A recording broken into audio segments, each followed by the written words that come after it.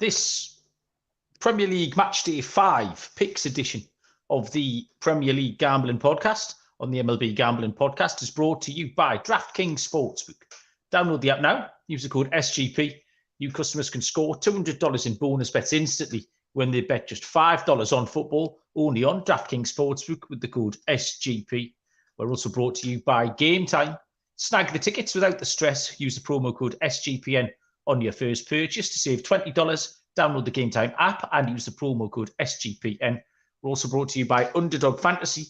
Play the Underdog Pick'em in college or NFL and win up to 20x in one game. Use the promo code SGPN at Underdog Fantasy for a 100% deposit bonus up to $100. And finally, we're brought to you by Hall of Fame Bets, the sports betting research platform for parlays, player props, and game lines. Download the Hall of Fame Bets app or visit hofbets.com. Use the code SGPN to get 50% off your first month and start making smarter bets today. Welcome, everybody, to the Premier League Gambling Podcast on the Sports Gambling Podcast Network. My name is Malcolm Bamford, coming to you from Newcastle upon Tyne in the northeast of England. Today is Wednesday, the 13th of September, and we are here with a full slate of action. All that international shit finished with. We're back with the meat and potatoes of our business here. Premier League, no Friday night game. We're going Saturday through to Monday, and joining me back in our spiritual heartland is Mr. Barry Penaluna. Arid Baz. Hi, Malcolm. How are we doing? I am above average, I would say. Yeah, not bad. Looking forward to some proper football. The international week. You seem to be enjoying the break, but I wasn't. I didn't enjoy the break. I mean, did you say last week you were enjoying the rest? You said that on Sunday. Yeah, I thought you meant like. Yeah, you're right. I did say that. Probably for a couple you of days. did definitely. I'm not making it up, Baz. But that was nearly 2 weeks ago, Malcolm. That was like Monday, Tuesday after Newcastle. All right. Again. And I was pleased to just switch off for a couple of days and not think about football. But no, I've been itching for the Premier League to come back for about the last week. Although we've done really well, Malcolm. International isn't normally our sort of hot spot, so to speak. But we've picked some good stuff over the break. Highlights: Hungary to beat Serbia 4-1. We both put up Austria to beat Sweden the other day 2-1. Yeah, we put a load of stuff out last night. Every pick we put out was a winner. And let's not forget Swindon. Swindon last week, goal ladder, got all the way up to a 20-1 winner on the Swindon game. And by the way, Swindon, I've got my eye on them this week. I'm going to put it out early. Okay. Just because I mentioned Swindon now. They're even money again this week. At home to Walsall. Again, I just think it looks a big price for Swindon. Team who are scoring goals for fun. I'm just looking at the table. I'd picked this up earlier on. I mean, Walsall, middle of the road, but they've conceded 11 goals already. I think Swindon look a good bet again. So I'll be getting on Swindon around even money and looking at those goal ladders again, possibly. Bass is in League Two within 6 minutes, within 4 minutes of the pod going. Have we got this far into the podcast without me dishing out my Swindon Town fact, Baz? Are you aware of this? Have we discussed that? I didn't know you had a Swindon Town fact. Oh, mate, it's not just a Swindon Town fact. This is one of the facts of all time, this. Swindon Town, Barry, is the only team in the Football League that's got none of the letters of the word mackerel in it. Yeah, what do you think of that? I've heard that before as a trivia it's question. We probably discussed in the pub when we were 13 pints deep in 2005 or something, but yeah. Brilliant, that, isn't it? I mean, the person who came up with that fact, Baz, what were they doing when they arrived at that? I don't know. Wild, isn't it? Yeah, it's a strange one. Like, it is wild to think. Anyway, our listeners will now all be looking through the league tables trying to find another one, just to catch you out, because that was a fact. But of course, one day it probably won't be a fact. There might be another team comes up out of the lower leagues. Yeah. And what was a fact 4 years ago, you might still think is a fact. So if people want to check it out, check it out. You see someone like Berry. If Berry got back in the league, I think that would be it, knackered. No, because that's got an R in it, you divvy. Swindon Town hasn't, though. Oh, it's got mackerel in it. Sorry, I was trying to figure. See, this bloke went through, man, it's incredible. Right, stop talking about Swindon Town, and I love a bit of tinned fish. But as we're back, tinned fish featured in the very first episode of the World Cup Gambling podcast. We've gone full circle, Baz, we need to retire. There's lots of people lurking in the chat not saying hello. Simmer said to me today he can't say hello on his phone in the chat, or more accurately, he doesn't know, he can't work out how to. Simmers has got a very similar level of tech knowledge as me. You can so definitely do it on your phone, like. Yeah, he said if he texts me a load of swear words, I have to read them out, is what he said to me. So I'm waiting for that. Courtney's here. Yes, hello, Courtney. Monster, who's a new name. Don't know who Monster is, but cheers for shouting up. Good evening. Yeah, good evening. And all the other lurkers. Stop lurking and say hello. Yeah, we did well on the internationals, Baz. There was some both teams to score and a couple of overs and what have you. But the two picks for me, Baz, really, the two you mentioned, the Hungary pick last week and the Austria pick, because they were just pure, like, just an outright winner. Away teams, well worked out. I mean, it's easy to cheat. We talked about this last week when we were talking about Champions League groups, and you could parlay the three, like 1 to 2 shots and shit like that. And this, you could have gone, I was talking to Simmons about it today, like Spain and over 3.5 goals and just sort of cheaty things like that, where you're just cobbling together a bit of a guess. That Hungary and Austria pick, they were absolutely outstanding, Buzz. Yeah, so really pleased with that. Johnny Junta's joined us. Hello, Johnny. Johnny is our friend of the show, our Canadian Toronto Blue Jays expert. He's absolutely slays me on Twitter on a daily basis, Johnny. He's a very, very funny man. And his Twitter, the Toronto Blue Jays haven't been very good this week. Johnny's been forward. So hello, Johnny. Nice to join us. He says, how are the lads? And Francis is here too. Absolutely. So, yeah, that was a good week, Baz. Really enjoyed it. Do you have any lifestyle chat today, Baz? No. Before we go into any lifestyle chat, yes, there's 9 people lurking. Make sure there's 9 thumbs up. Oh, this basket's cross here. Yeah, give us a like. No, quickly about followers and subscribers, Malcolm, because we've had another good week in terms of more subscribers. Hit a milestone on TikTok, Malcolm. 2,000 followers on TikTok this week. Oh, mate. YouTube, we've nearly got 300 subscribers now. We're about 7 short. So if you aren't subscribed and you're listening now, drop us a subscribe on YouTube, and then you'll get a notification whenever this goes live. And you can hit the thumbs up twice a week. But I've got some lots of new people getting involved in the game. I've had loads of feedback. TikTok, Twitter, new followers, lots of people thanking us for some of the stuff we've put out. It's good to have it. Just make sure you're still dropping reviews and dropping the likes, because it makes a big difference and keeps us growing. That level of TikTok following, Baz, that's the sort of thing that'll get you on Strictly, won't it? All right. Oh, it's got to be getting close. Like, the kids keep telling me I've got to go live now. Apparently, once you get to 1,000 followers on TikTok, you can go live. I said, what am I going to go live with? But it turns out I might go live on Saturday morning and just talk a bit of general football. So if anyone wants to follow me on TikTok, you can find the link to my TikTok on any of our other socials. It's in the link tree thing. But yeah, follow us on there, and we might just have a bit of a general chat before the games on Saturday. See what people fancy and see how that goes. Yeah, nice. Kids Love it. Telling me I've got to go live. Go live, Baz. It's the future. Courtney's reminded us about the North Macedonia, and we did say it wasn't the fanciest of prices, but it'll just buy you 5 pints or a takeaway on Friday night. North Macedonia, like, put 20 quid on, win 35, and I'll have 3 pints of beer, 3 lagers on Saturday. Yeah, that was a great stuff. Brian is in the chat as well. Evening, Brian.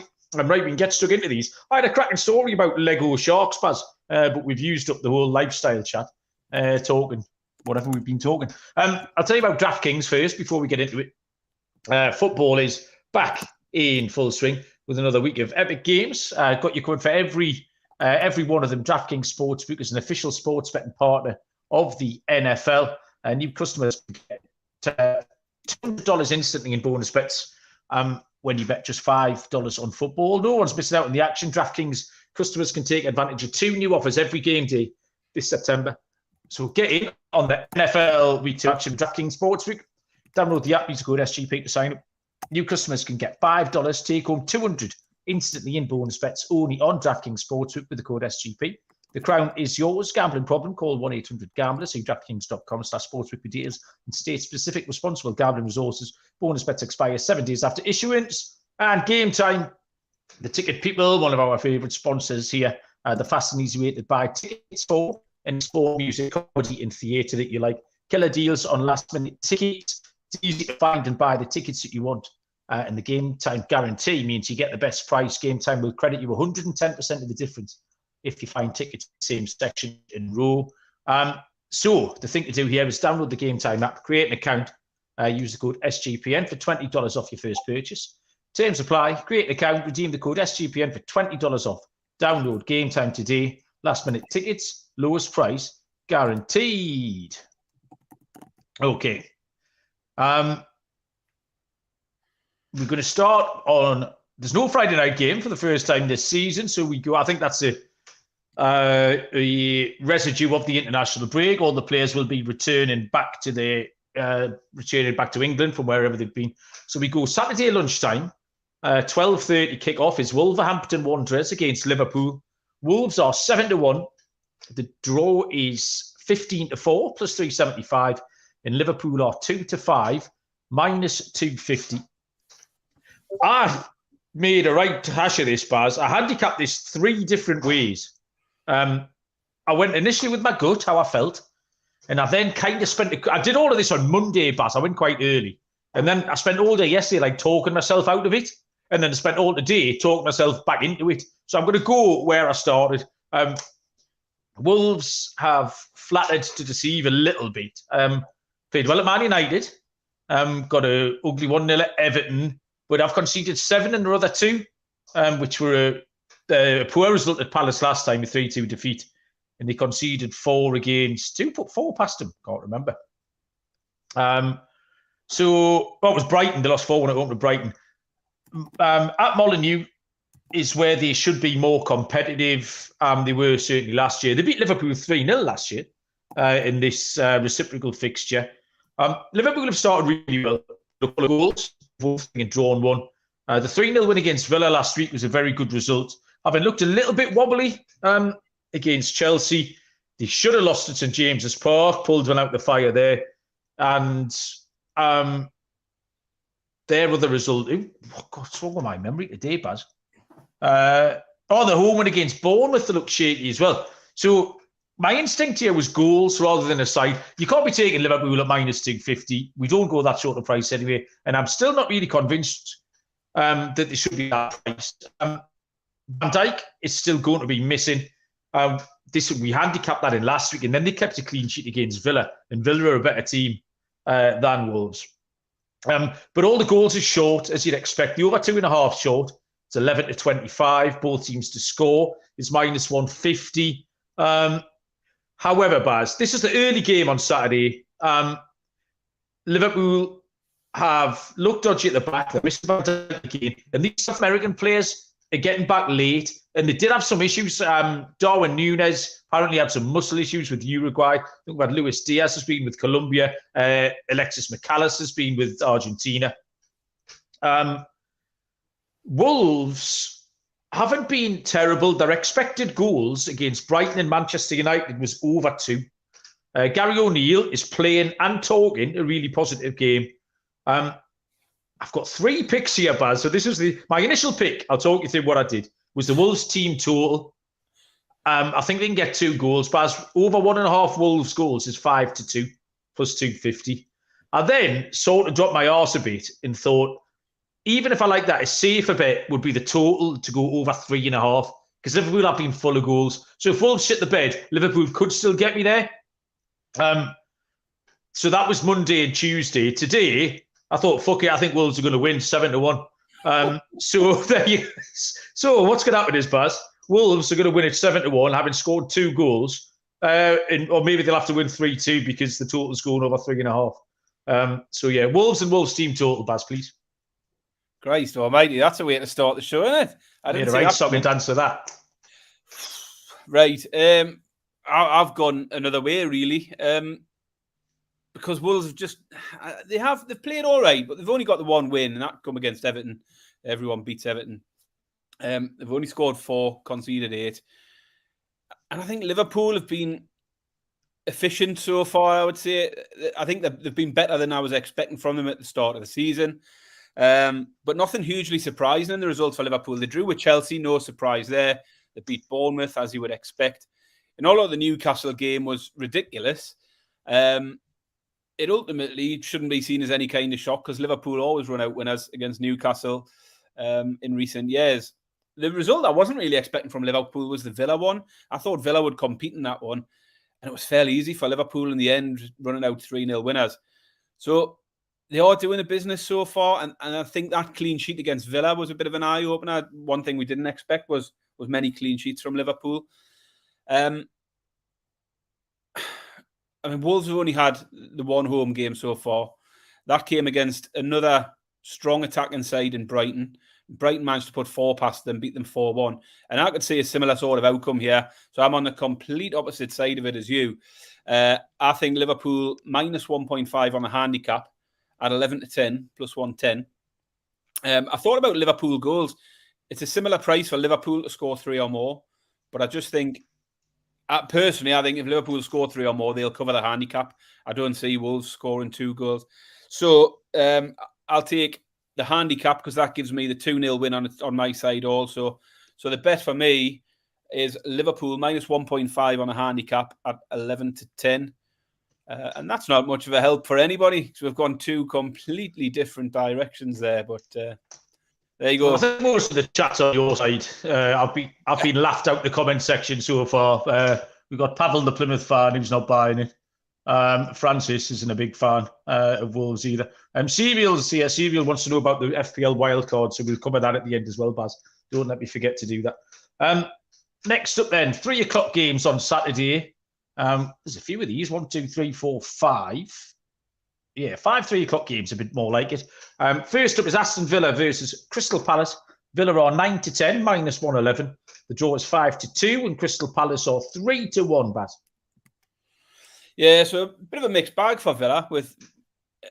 They've had a winning streak of 4 games, if you include the Europa games, but they're bookended with them 2 heavy defeats. They lost to Newcastle 5-1, won 4 in a row, and then got well beaten by Liverpool 3-0. I say well beaten against Newcastle, but they bounced back from that one in good style with a 4-0 win over Everton. So the question is, can they bounce back in similar style after that Liverpool defeat here? And I think they can, and I think Villa are a good price on the money line. I haven't really gone into much more than I looked at the price and I liked it. I mean, Palace have won 2 so far, but they only came up against those 2 games, Sheffield United and Wolves, 2 of the teams who struggled so far. Villa haven't lost a game at home since February, Malcolm. That was a game against Arsenal. They've won the last 9 competitive games at Villa Park. So I'm getting close to evens for Villa to win this one here. I think it looks a great bet. So the pick for me is Villa straight up to win this one at 10-11, minus 110. Yeah, it jumped out, Baz. I don't think if I'd have asked you to price this up before you'd seen it, you probably would have gone maybe 8-11, a little bit shorter. I definitely thought it would be a shorter price. You're right. Villa 1-2 lost. It was really hard to assess. Their only home game was at Villa Park where they smashed Everton. But Palace are doing okay. Palace have picked up 7 points from their 4 games. And Roy Hodgson, he just seems to have taken the handbrake off a bit. I don't know if it's intentional or not. I don't know if he knows where he is. But I think the difference is with Palace, who've been traditionally dull as ditch water for years. They got some good players, Baz. It's not rocket science. They play a little bit better because they got some good players. Watching England last night, England went up to they took on the best Scottish team of 2 generations, and they didn't have a shot on target. Well done, everyone. But they started Mark Gahey at the back. Eze came on, and Elise playing really well. So let them go, which he hasn't done that throughout his career. They've only failed to score once, and I think Palace can get a goal here. All the Villa games have gone over 2.5 this season, every one of them.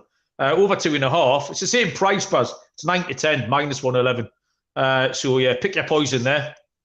Or you can take Villa and over 2.5, which will be a little bit of a fancier price. Okay, let's go to Fulham. Take on Luton Town. And Fulham are 4-6 minus 150. The draw is 11-4 plus 375. Luton have they've drifted half a point since I looked at this on Monday. I got some first time I've got line movement reports because I looked at these on Monday, and now Wolves have drifted a point from 6s to 7s. To be fair, everyone I picked drifted, so there's a little camera somewhere in there. Luton have drifted half a point from 4-1 to 9-2. So Fulham are sitting on 4 points, and again, I find them really hard to assess at the moment. They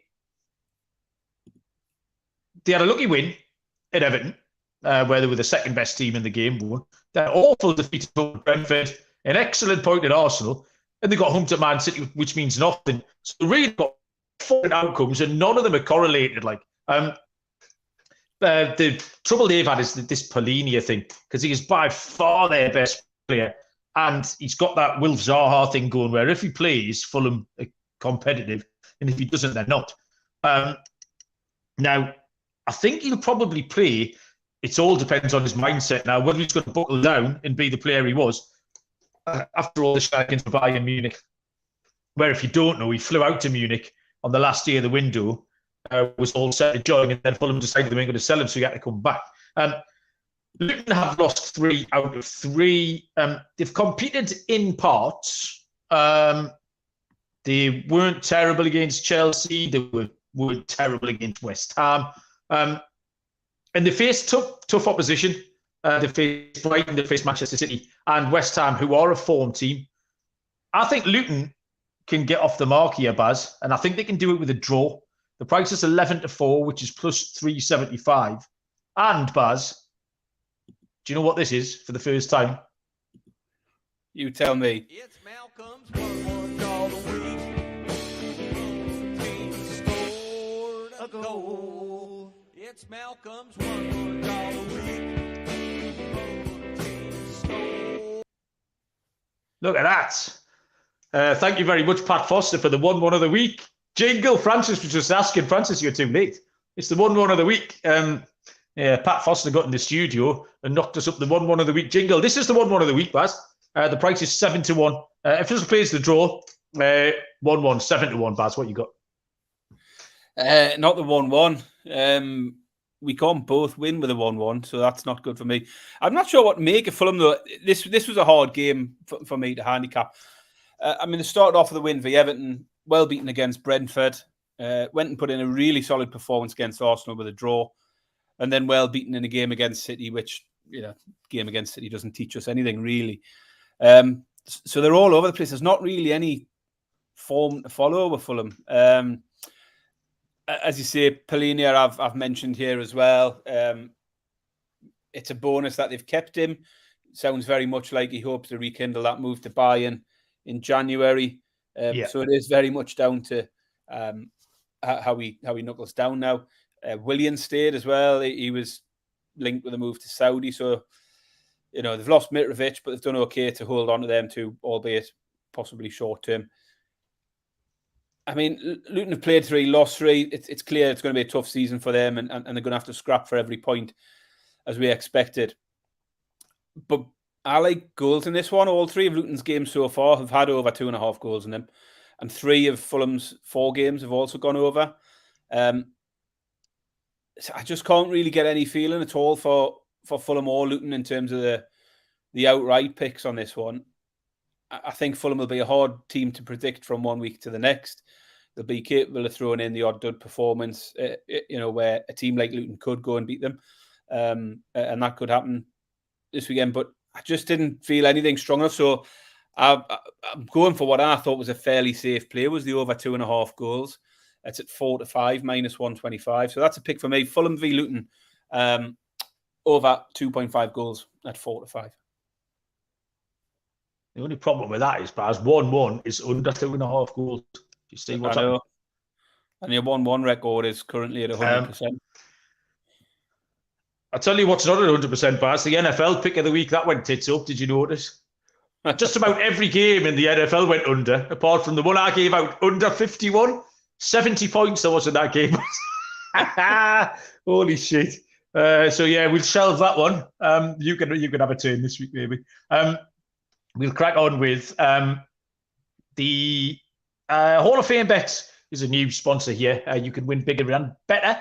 Bet smarter this NFL season with Hall of Fame Bets, the sports betting analytics platform for parlays, player props, and game lines. Research every NFL, NBA, MLB, and soccer bet with historical stats and data. You can enter any parlay idea into Hall of Fame Bets revolutionary parlay optimizer tool. You'll get hit rates broken down by leg. You'll get an expected probability for the play. You can sort all players by hit rate, so learn which players who you can get value on. Stop betting in the dark. Join over 30,000 users researching with Hall of Fame Bets to craft more intelligent, data-driven parlays. Download the Hall of Fame Bets app or visit hofbets.com. Use code SGPN to get 50% off your first month. Start researching, start winning with Hall of Fame Bets. And finally, Underdog Fantasy. And we've got a great way for you to play alongside your favourite football teams all season long. The Fantasy Pick'em game. Pick between 2 and 5 players. Select whether they'll go higher or lower on one of their stats. And then do what we all spend Sunday night doing. Watch the games. You can win up to 20 times your money in a single game by going 5 for 5. It's a fantasy game, but you can win real money. Watch along, make your picks, maybe make a little cash over on Underdog's mobile app or website, underdogfantasy.com. When you sign up with the promo code SGPN, Underdog will double your first deposit up to $100. That's Underdog Fantasy promo code SGPN. Okay.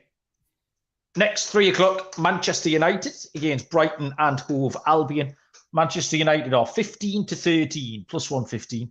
The draw is 5-2. Brighton 23-10, plus 230. Bars, we've had a few crossfires. We're not helped the punt as much. Are we going to be in lockstep on this one? Lead us up. Let's find out. It's a game I'm looking forward to. Every game I've seen from Brighton so far has been entertaining, plenty of goals. Man United in a bit of a mess at the moment. Injury problems. Shaw's still out. Mount's still out. The Morrison's butcher could be back for this weekend. But there's rumours that Amrabat might be injured. New signing possibly won't be ready. On the plus side for Man United, Anthony isn't available, so that might help them. He's being given time off to try and fend off his domestic abuse case. Sancho's fell out with Ten Hag. That probably rules him out for any kind of return for a while because he's called him out on Twitter and all of this. And there just seems to be one controversy after another with Man United at the minute. It's all a bit of a mess.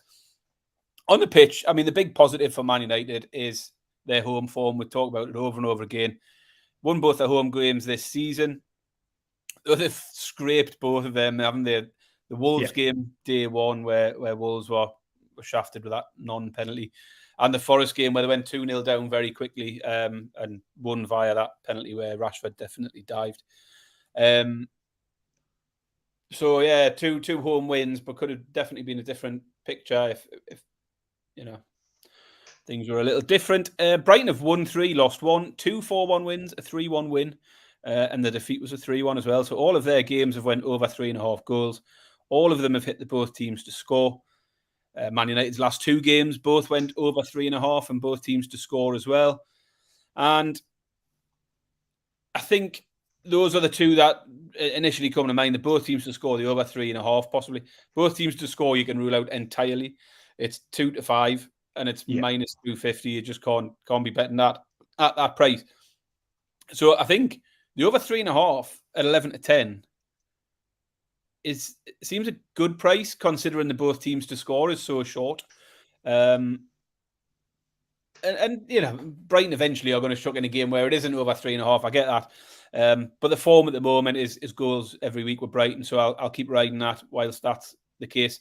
So yeah, if I'd seen a slightly higher price on Brighton, I might have been tempted to take them as a pick. They're about 2-1, did we say here? Plus 230, 23-10. I'd just be surprised if they can't put at least a couple past Man United. And then it's whether Man United can do enough to cover them to get the draw, get the win. But I'm playing it safe. I'm going with the over 3.5 goals. at a price of 11 to 10. So Man United, Brighton, 11 to 10 for over 3.5 goals is my pick. Yeah, Man United have been all over the place, Baz. 1-2 lost to. The 2 from 2 at home are where we knew they would win games. We kind of said all the way through since we started the show, we've had good results backing them at home. Now, Brighton are everybody's flavour of the month, really, after a hot start. But they're playing exactly as everybody knew. And the 3-1 home defeat to West Ham is that's the indication of what they'll continue to do. Nothing's going to change at all here. Man United, I thought, played well at Arsenal. They had a plan, at least. They didn't do much in the first half. But at the end, really, between sort of 75 and 90, they looked like they were going to win it. And if it wasn't for the tiniest of margins, I think they would have won it with that offside goal for Garnacho.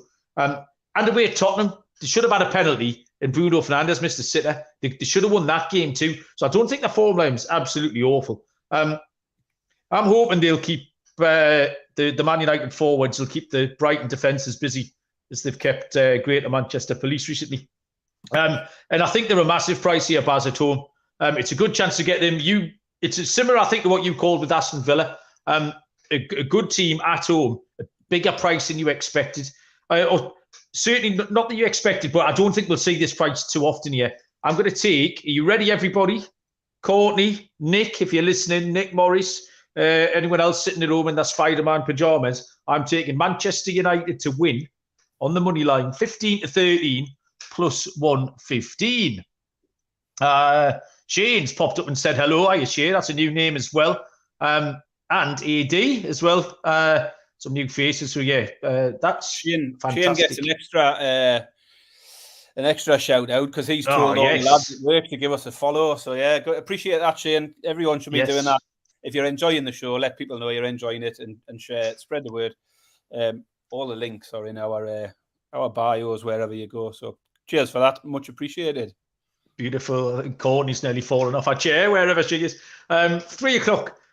We carry on with Tottenham Hotspur against Sheffield United.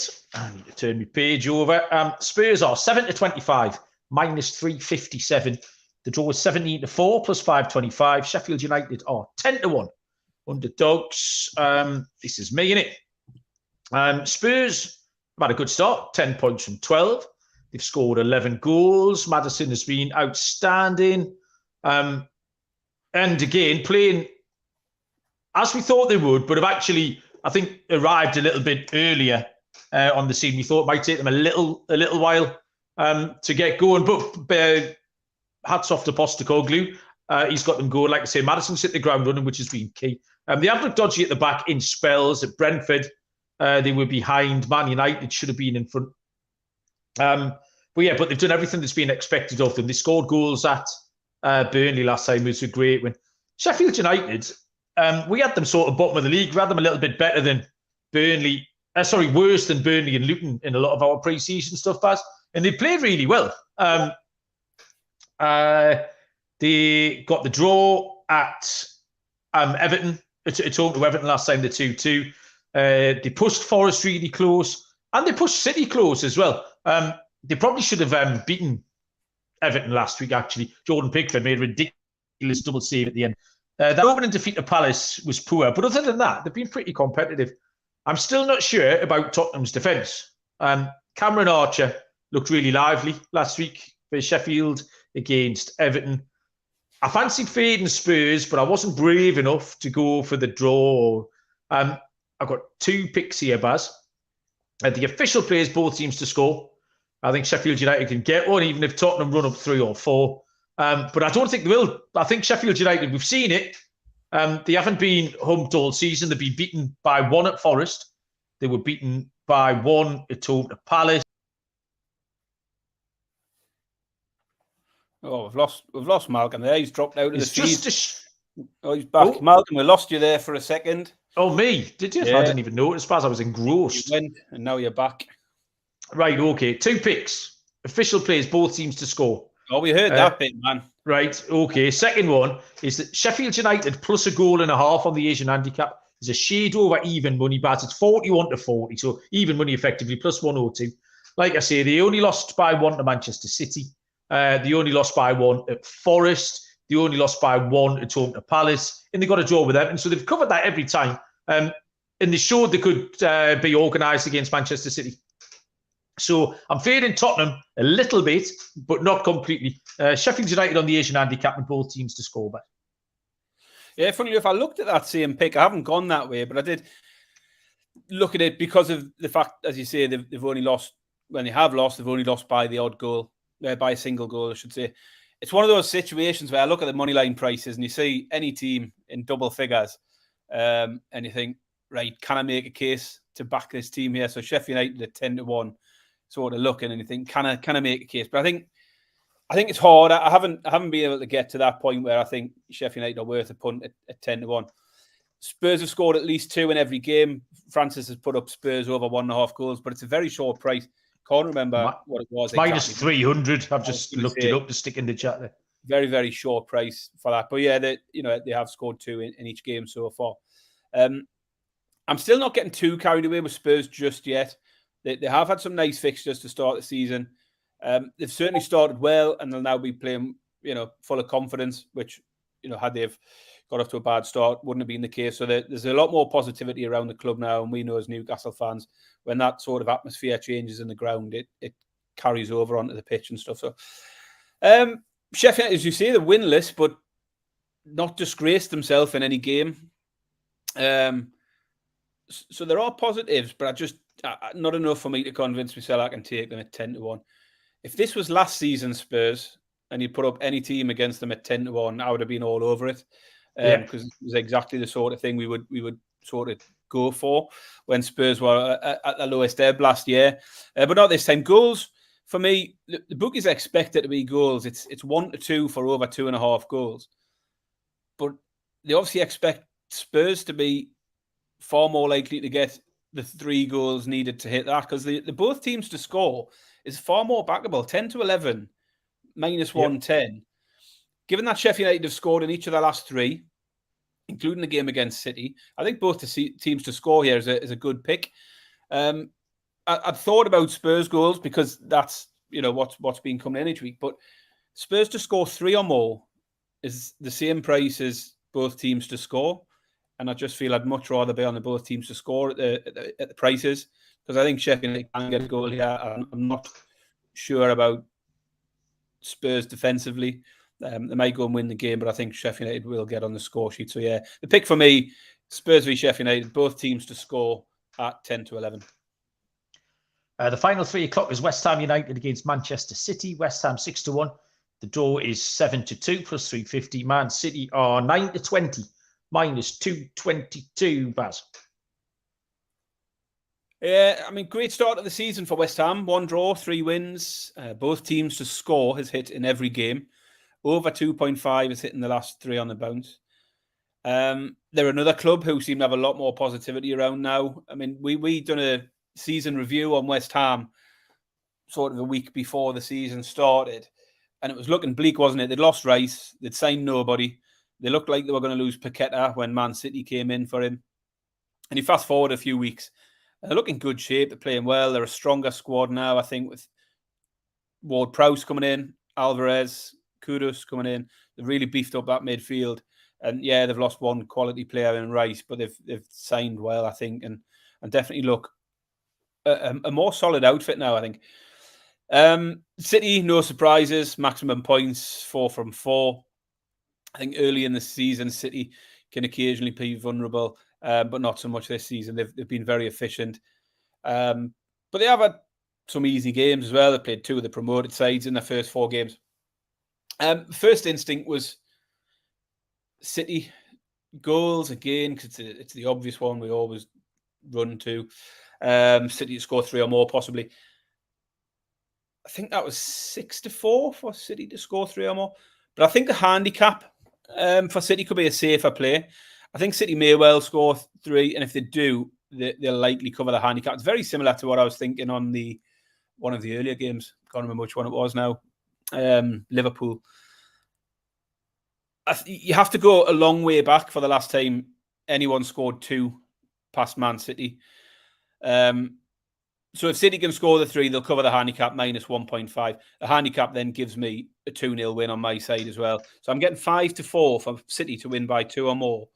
They won both of these ties against West Ham last year. They won 3-0 at home and 2-0 on the road. So having 2-0 on my side makes sense. So yeah, the pick for me, West Ham v City. City to win by 2 or more at 5-4 plus 125.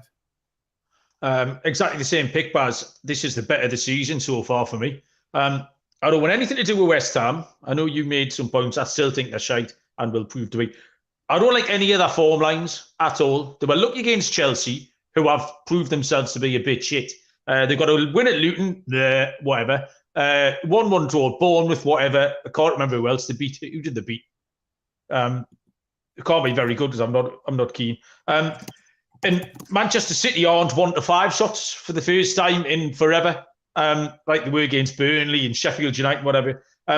They're winning in Brighton, West Ham, and that really was a symptom of Brighton's failings rather than anything West Ham. I mean, West Ham played well. I like Ward-Prowse. He still got relegated last season. Still, he doesn't move the needle particularly far. So yeah, not interested at all. Man City minus 1.5, 5-4 plus 125.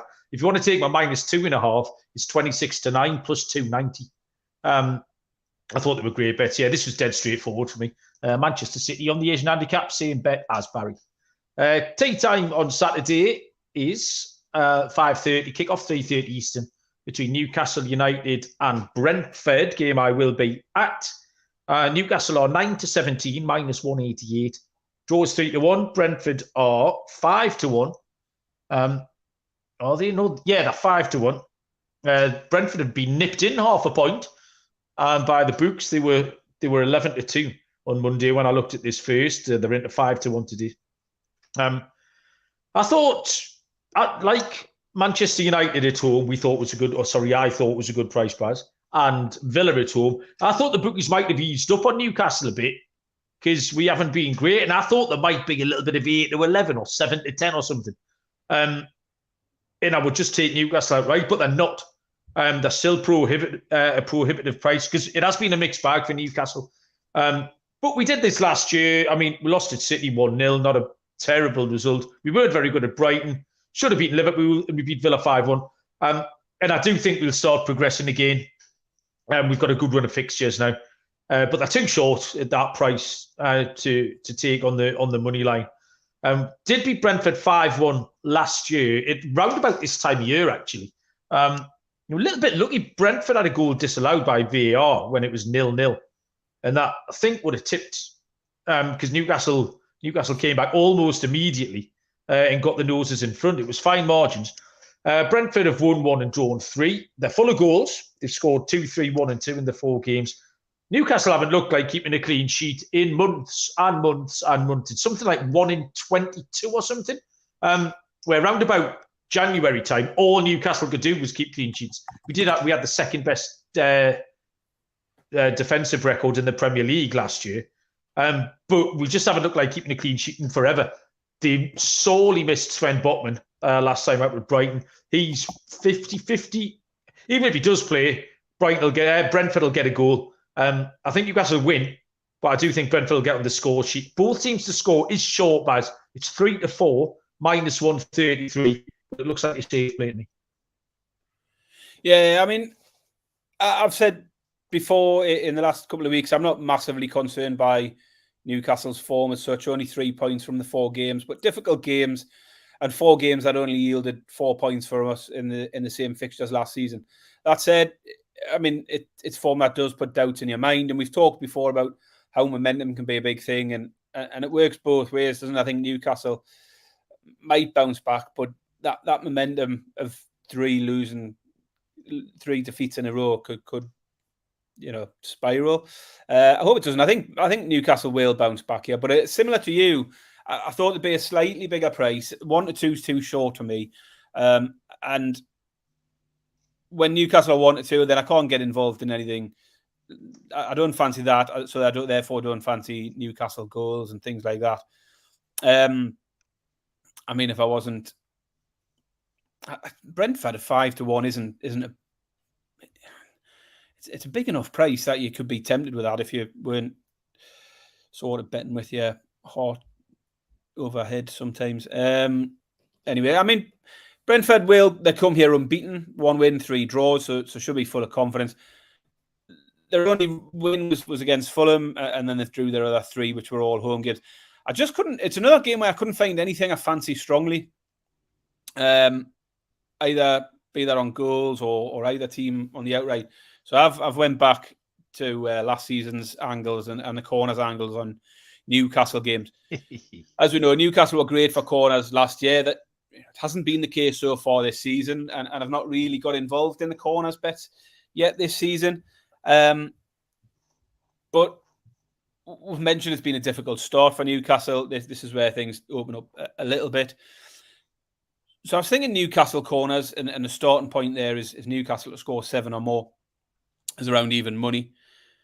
But I can also get even money for that to be 11 or more in the match, which I think is better value. Brentford have taken 21 corners in 4 games so far. I think they've had an 8, 3, 5 and a 5. So Brentford look good for 4 or 5 corners anyway. So rather than taking Newcastle to get 7 or more, I think the evens for 11 or more total corners in the game looks a pick. And then I thought, let's be a bit more ambitious with it. If Brentford can get their 5 corners that they're averaging, and Newcastle can get the 7 that the bookies think they can get, that equals 12. So I'm going for 12 or more corners in the game. Nice. It's at 6-4 plus 150. And I'm going to take one step up the ladder. I'm going to go 12-5 plus 240 for 13 or more. The same fixture last season saw 14 corners. Newcastle got 9 and Brentford got their 5, which is what I'm expecting from them this week. So yeah, the pick for me is Newcastle Brentford, 12 or more corners at 6-4 and 13 or more corners at 12-5.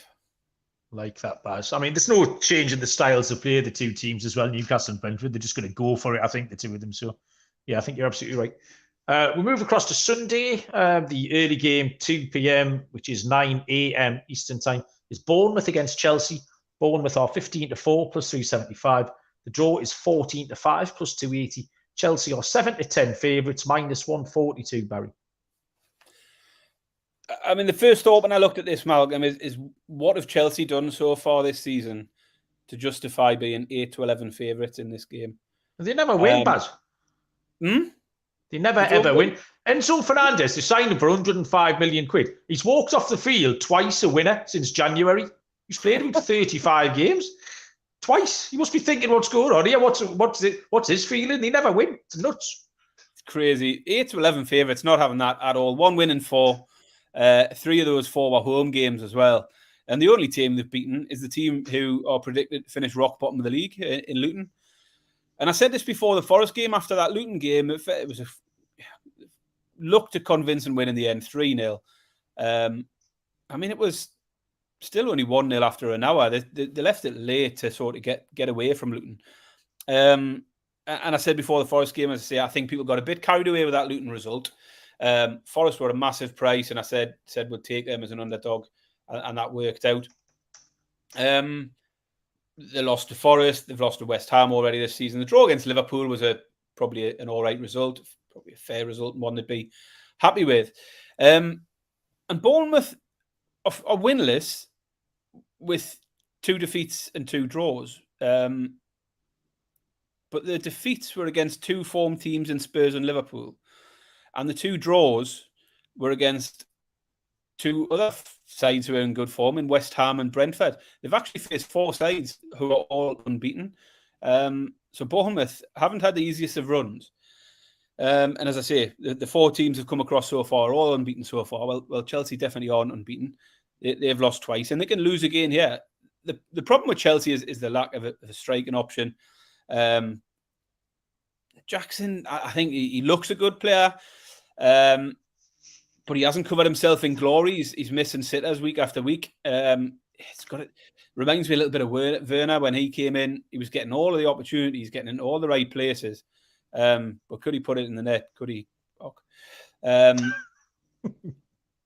I've got no interest in backing Chelsea at this point, and therefore I'm going to back Bournemouth. I've got Bournemouth on the money line. So Bournemouth to beat Chelsea at 15-4 plus 375. I couldn't see any other way to go with it. I just think Bournemouth have been a little unlucky in terms of the fixtures they've had. And Chelsea have just done nothing to justify being such short. Chelsea might go and win it, but I'd much rather take a punt on Bournemouth here at very close to 4-1. So, yeah, Bournemouth will beat Chelsea. I've got some live action trivia here, Baz. Small boys just turned up, opened the pantry door. What do you think he's getting? Jammy Dodger. What are you getting, Bob? Chocolate croissant. Oh, unlucky. It's a bit late at Not night. a bad guess, though. You letting your It is a kids- bit late. I was just thinking that. I just looked at the old microwave clock there, and it's 9:30. Yeah, you should be in bed. Anyway, what's happening? You're Bournemouth, gonna Chelsea. make Oh, Bournemouth, right. Well, Chelsea. that's what I'm going to do. Baz, I use some hashtag maths here. Get your pencil out, write this down. Bournemouth about 2 over 2.5 and 2 under 2.5. Yeah. Chelsea about 2 over 2.5 and 2 under 2.5. So what's that, Baz? Like 50-50, would you say? Yeah. It's definitely 50-50, isn't it?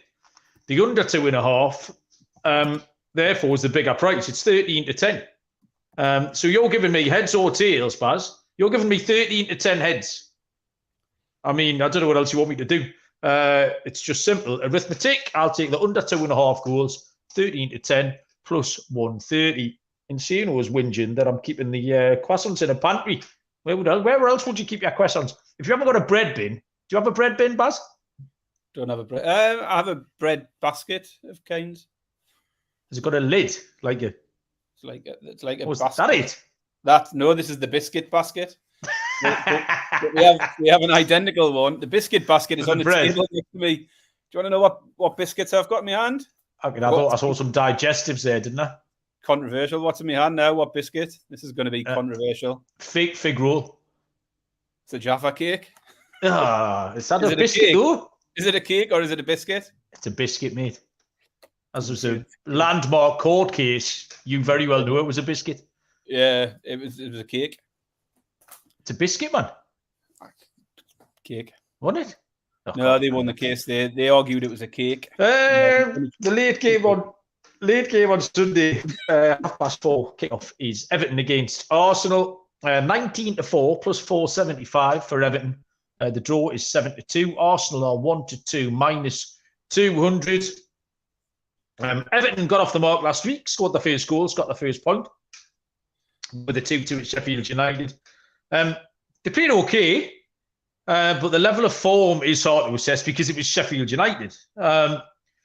Arsenal have got 10 points, but they've been really vulnerable. Arsenal will be delighted to have 10 points because they sneaked it at Palace. They sneaked it against Manchester United, a game they could easily have lost. They had a home draw with Fulham, which isn't particularly impressive.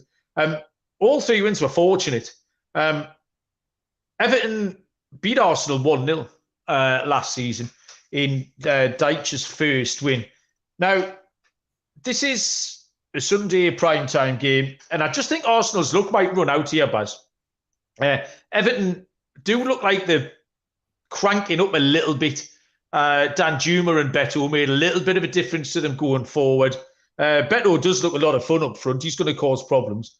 I wanted to fade Arsenal, but I didn't quite see enough in the 2-2 from Everton to make me want to take Everton outright. But I do think they can keep it close, Baz. Everton -1 on the Asian handicap is evens or just a hair above. It's plus 103. So that'll push if Arsenal win by 1. And Arsenal haven't been tearing it up this year. I just think Everton are going to be up for it. They say that the fans are going to be up for it again. They've got some new signings to get behind. They were competitive. They were feisty last week. So, yeah, they'll keep it close. So if we get a draw or if Everton win, we'll nick this. So -1, plus 103. Baz. Oh, that's horrible, Malcolm. Absolutely horrible. Everton are still selling players this week. What's that all about, Malcolm? Damari Gray left this week, didn't he? He's gone to Turkey. Did he go to Turkey, did he? I thought he was going to Saudi. What happened there? Yeah, I think maybe he's one or the other. Somewhere over that way. He went to Saudi, mate, I think. Yeah. So Damari Gray's gone. They got rid of Iwobi and Maupay on deadline day. it all seems a little bit strange. I don't know what's going on there. Talk of takeover has come up again, hasn't it? Not one that's going to fill their fans with much joy. There's a couple of dodgy fraudsters being linked with taking over the club today. Oh, yeah. So not great. Anyway, on the pitch, 3 defeats, followed by probably a fortunate 2-2 draw, as you say. Pickford had to make a couple of good saves to keep them in it at the death against Sheffield United. So that did stop the bleeding a little bit. But I think the scab will fall off here and they'll be pissing with blood by the end of this one, Malcolm. This is going to be a bloodbath. Arsenal are going to win here and Arsenal are going to win well. So I've gone the complete opposite way to you. Okay. Everton have only fair enough. They've kept it tight in games. They were well beaten against Villa 4-0.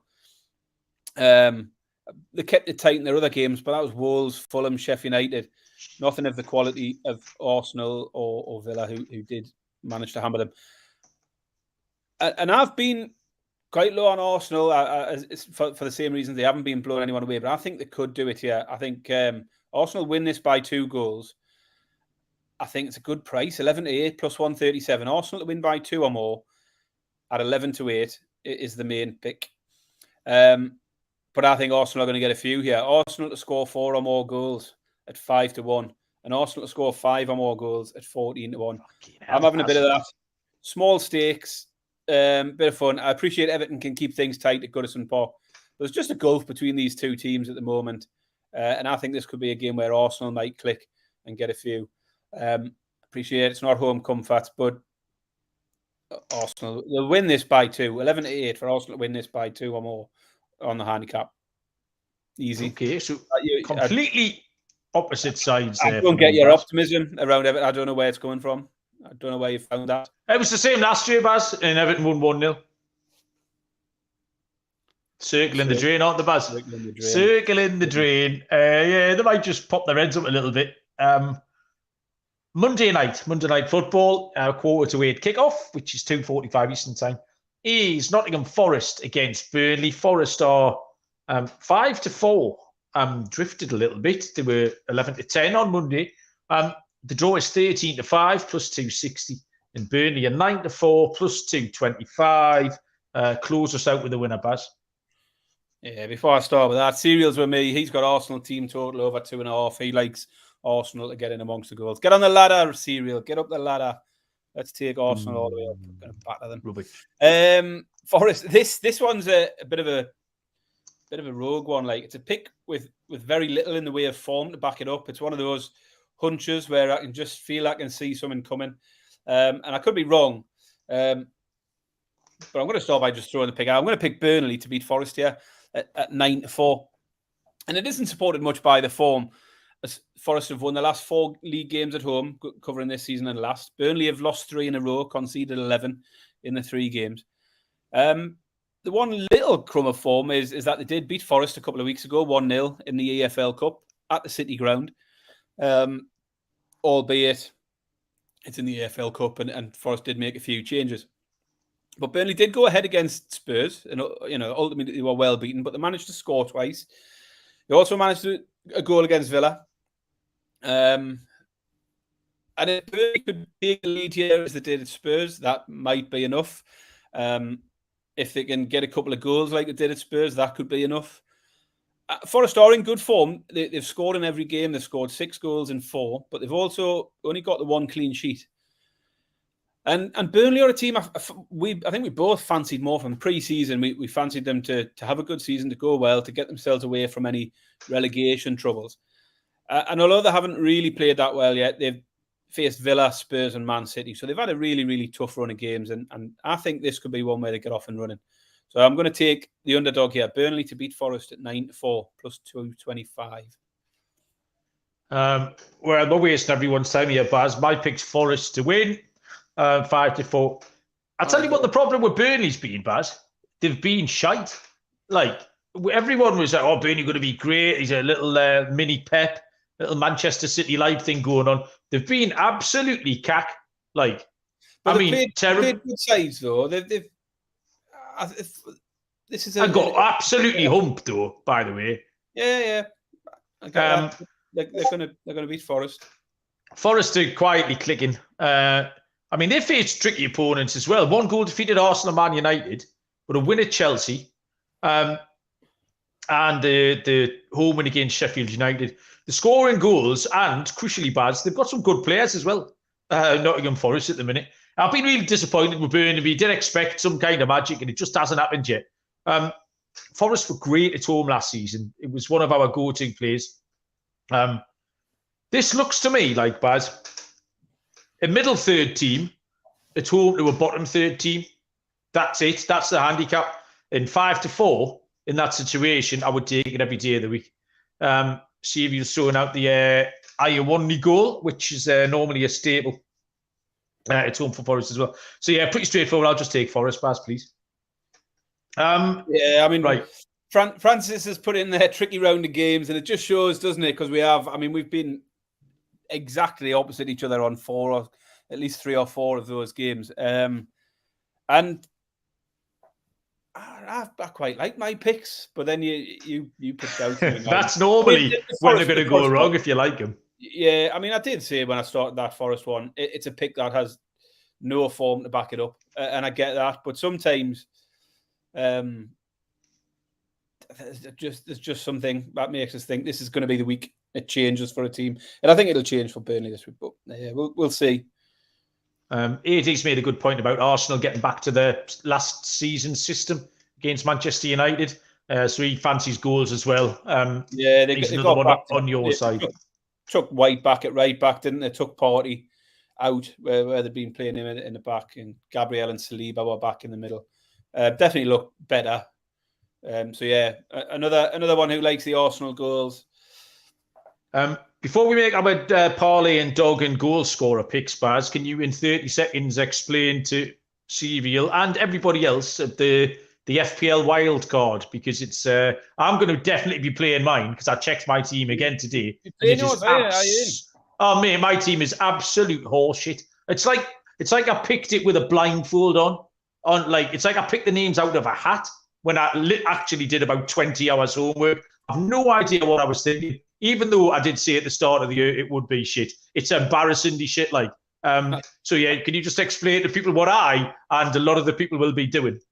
Yeah, Fantasy Premier League. You've got 2 wild cards in the season. One of them lasts up until the Christmas period, and the other one is for the second half of the season.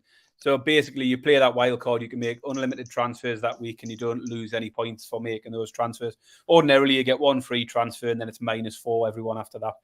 I don't think I'll be playing mine. I've got 2 free transfers still, although I still have Richarlison in my team, who definitely needs to come out because he was crying away to himself on the bench at Brazil the other day.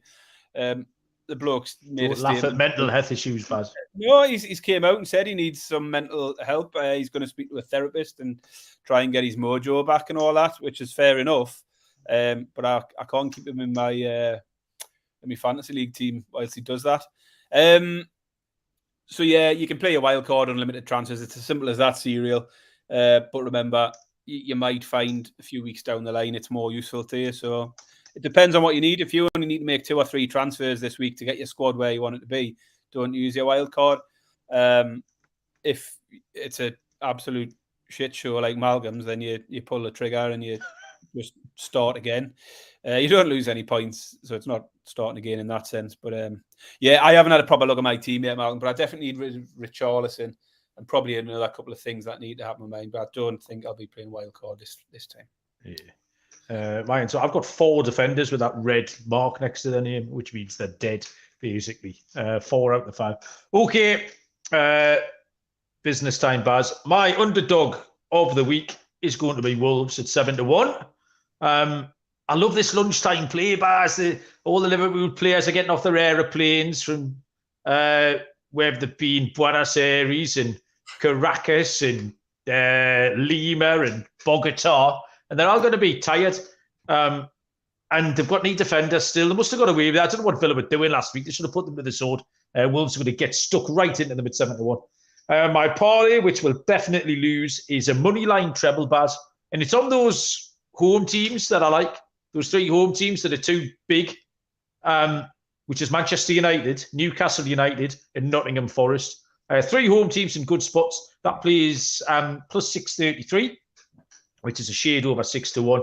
In my anytime goal scorer, Baz, I'm laughing at myself here. We're going to Everton.